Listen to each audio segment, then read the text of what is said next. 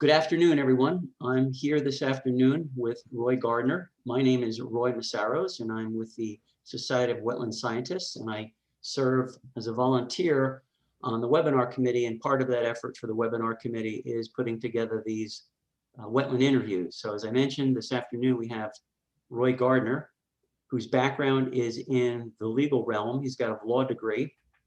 And from 1994 to present, he's been the director of Institute of Biodiversity Law and Policy.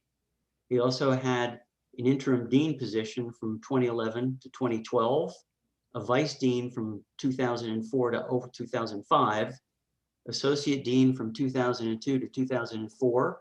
He was a director of graduate and international programs from 1999 to 2003, also a professor of law since 2000, and associate professor from 1997 to 2000, and assistant professor from 1994 to 1997.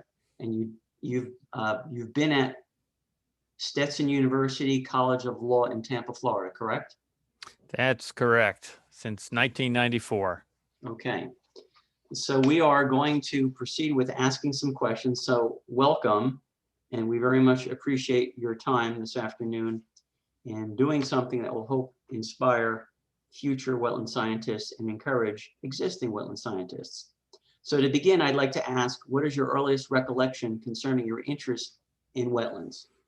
Also, let me start off by saying thanks for the opportunity to speak with you, and I appreciate that SWS broadens these interviews to include not just wetland scientists, but people who work with wetland scientists. And so, as you noted, I come at it from a legal angle. But my earliest interest in wetlands and nature really came from camping with my family when I was growing up, and also with the Boy Scouts. I also recall taking family trips, driving long distances in upstate New York, and we would take breaks by getting out of the car and wading in the adjacent streams and creeks looking for fossils. So my interest in nature generally came through that. I actually started to have an interest in wetlands specifically when I worked at the Pentagon, which is kind of strange. But I had an Army ROTC scholarship undergrad, and the Army was kind enough to let me go to law school first before I served my military commitment.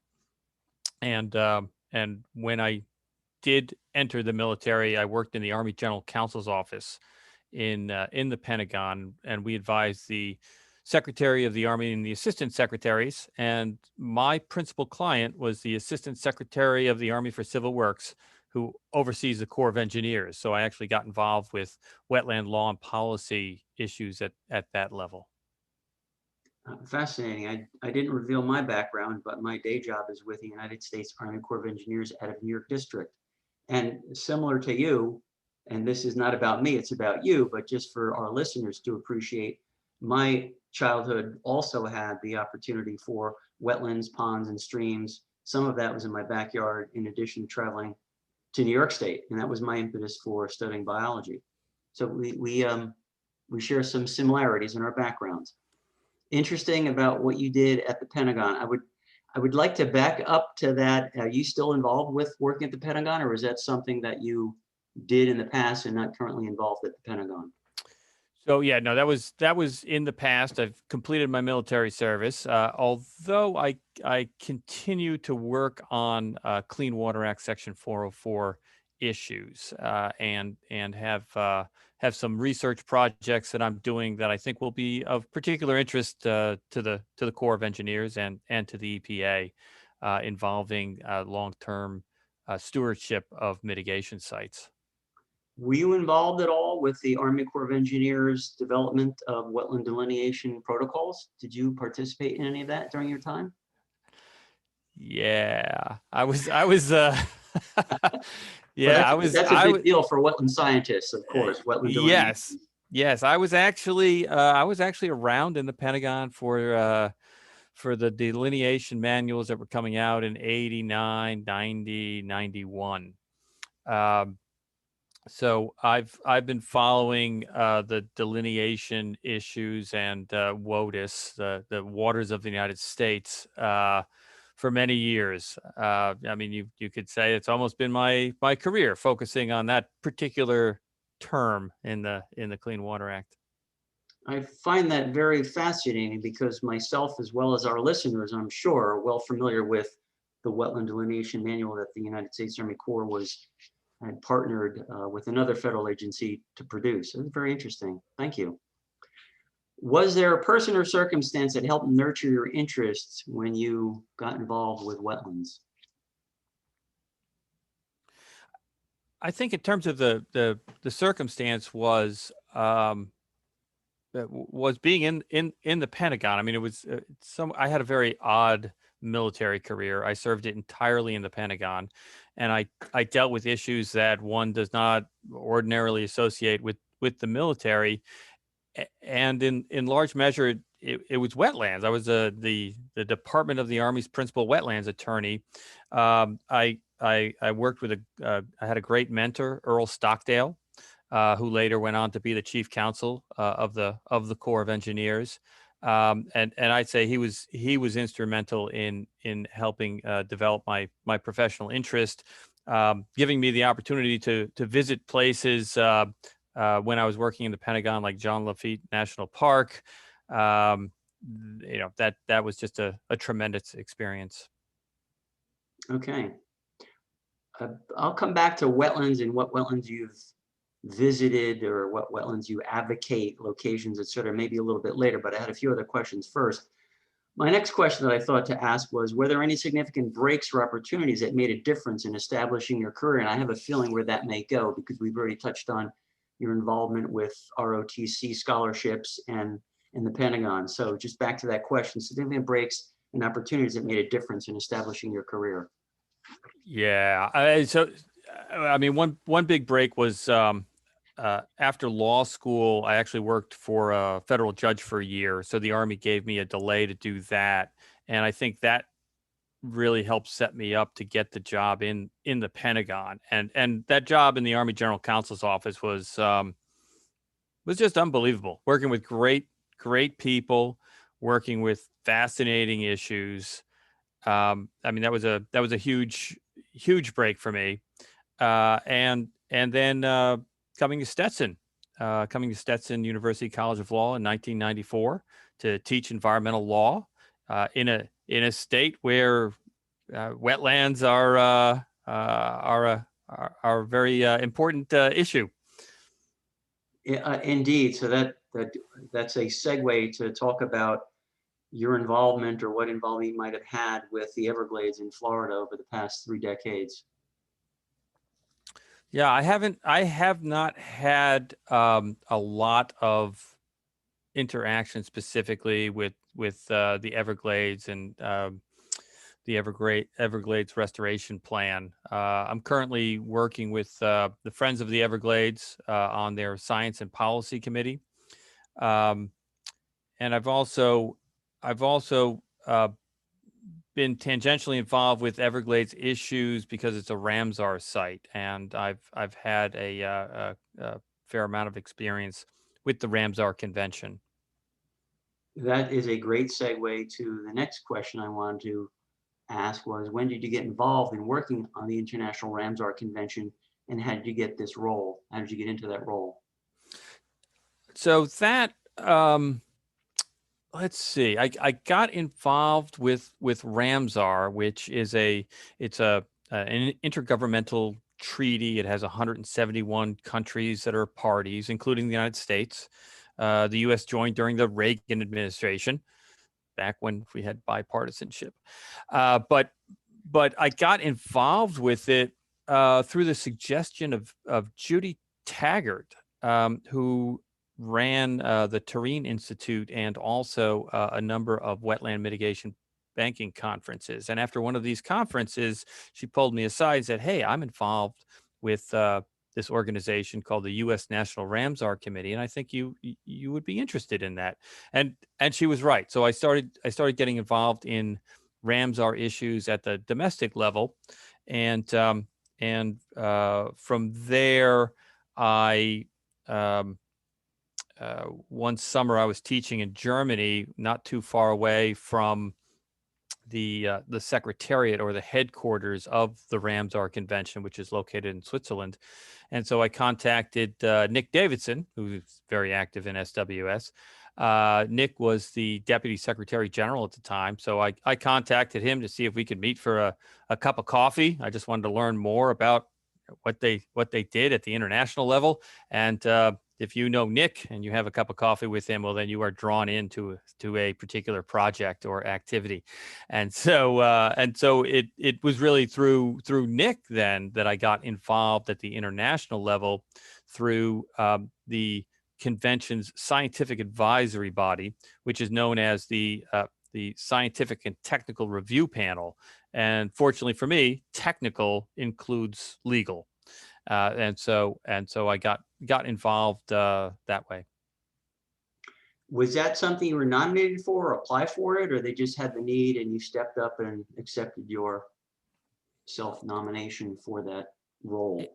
I think it's changed over time in terms of nominations and applications. And so initially it may have been through a nomination through the Secretariat, but then ultimately I wound up serving a couple of terms as chair of the STRP, and at that point I was nominated by the U.S., Canada, and Mexico.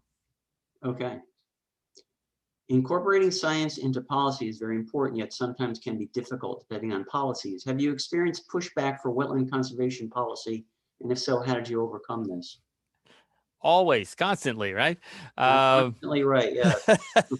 So most recently, perhaps we see this in the United States with the revisions under the Trump administration, and what waters are protected under the Clean Water Act. So the revisions of the definitions of waters of the United States. I think that's a that's a prime example that is in my mind, and one of the ways I've tried to respond to that is through amici briefs or amicus briefs that I've filed on behalf of individual scientists and scientific societies, including SWS.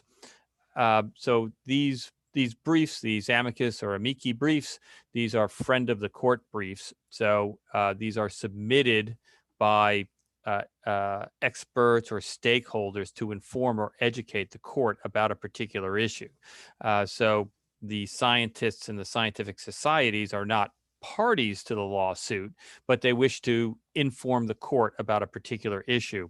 And so I've been working with SWS and the other scientific societies in filing these briefs in various Clean Water Act cases. Okay. I had mentioned a few minutes ago that I'd come back to ask a question about your favorite wetland. So do you have a favorite Ramsar site? Where is it and why it might be your favorite site? Now, I know for wetland scientists, they're all our favorite sites, but if you have a favorite one, and perhaps why it is your favorite one for Ramsar sites.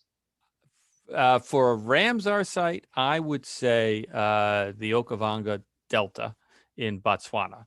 I went there with my wife as a 25th anniversary trip. It was 3 years late, but eventually we got there. I mean, it's just a fabulous site with incredible wildlife.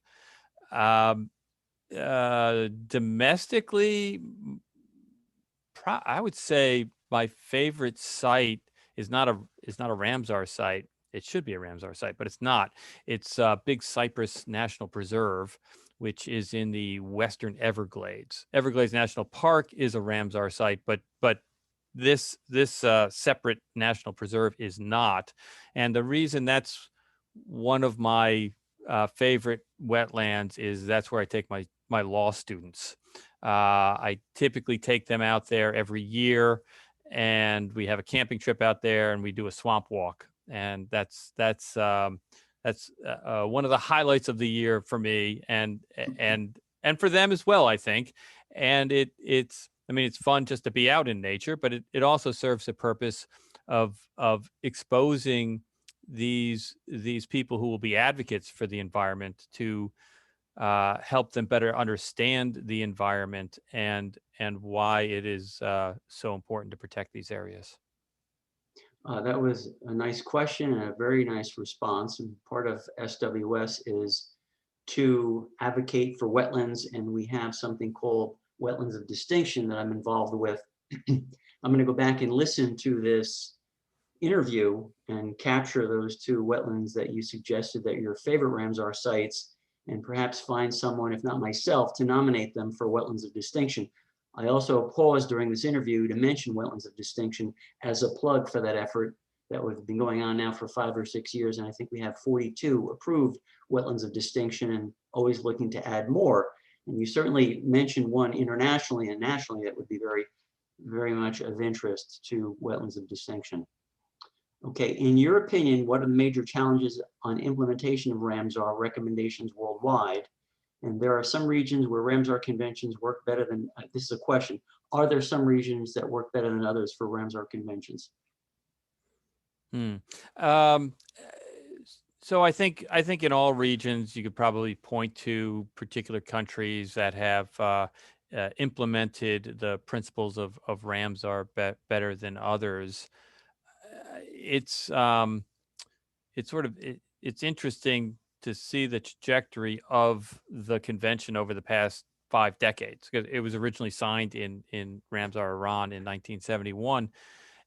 And as you know, it started off as a treaty that was focusing on migratory waterfowl, but it's now the scope of it has broadened to recognize and appreciate the multiple values of wetlands, including disaster risk reduction and the capability of some wetlands to sequester carbon.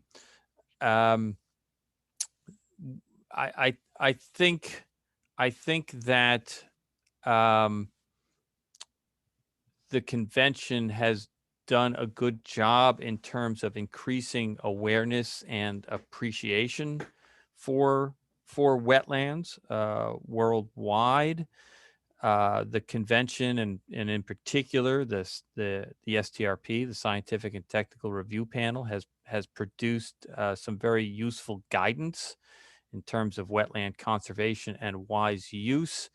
But ultimately, it's up to the parties, it's up to the individual governments then to take that guidance and apply it.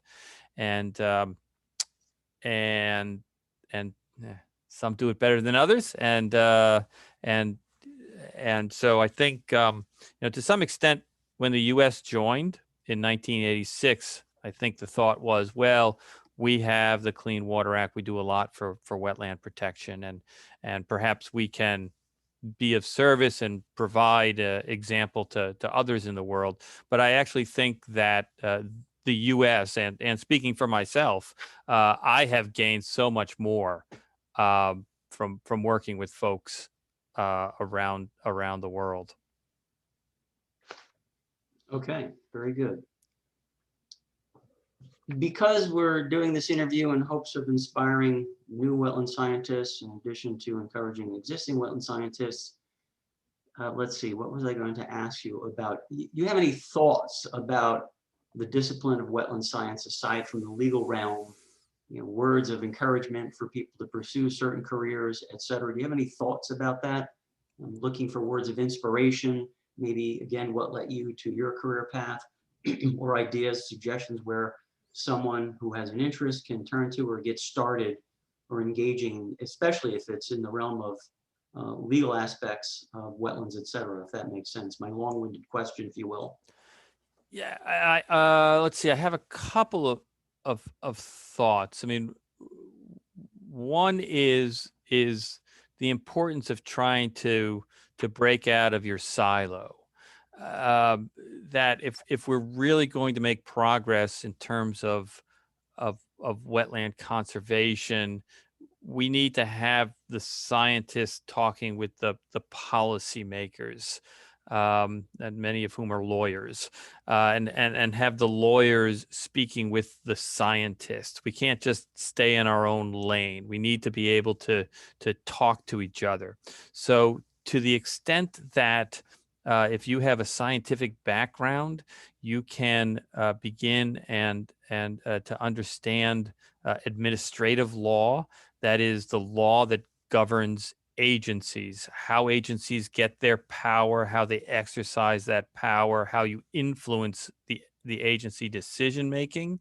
And if you can act as a translator between the science community and those who make the policy, that would be a tremendous service for society. Okay, thank you. Believe it or not, that brings us to our stop time. And I do want to comment that, sometimes I'm concerned, do I have adequate questions? Are they going to keep the conversation going? But in the past 25 minutes, you've been an excellent person to talk with. I don't want to even call it an interview, but to discuss some of these topics with. You've been very easy to speak with, and your responses have been excellent, and I think they'll serve well for this effort for our wetland interviews. So as I don't think I mentioned this, but I didn't mention this while we're recording, but this is the second interview that I've done, and speaking with you has been a great pleasure, and working with you on some of these questions have just been very easy and kind of almost like a natural progression of what we covered this afternoon. So I want to thank you again for your time. SWS thanks you, and I thank you, and again, thank you for the ease of interview that we've just walked through with some of these question and answers that you provided.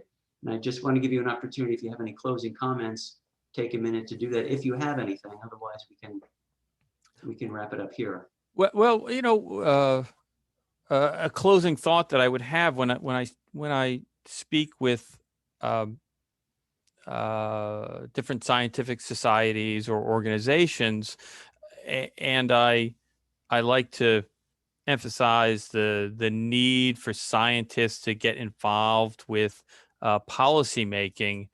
I also encourage scientists to run for public office.